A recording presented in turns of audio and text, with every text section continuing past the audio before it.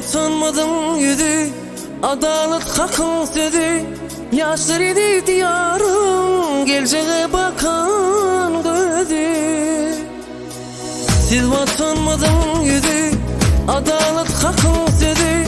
Yaşlar idi diyarım, geleceğe bakan gözü. Halkımızın anamı, bahtiyarlık dövürü. Nesip etti arkada, hayran edip elemi. Türkmenistan yaşları, ülkemizin baharı. Türkmenistan yaşları, ertirmizin seheri. Türkmenistan yaşları, ülkemizin baharı. Türkmenistan yaşları, ertirmizin seheri.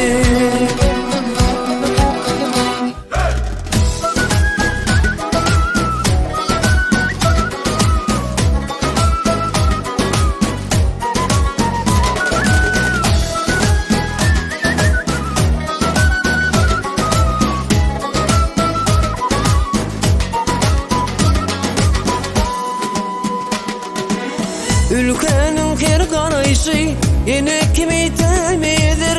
Maksadımız aydındır, yüreğimiz temizdir. Ülkenin her karayışı yine kimi temidir. Maksadımız aydındır, yüreğimiz temizdir.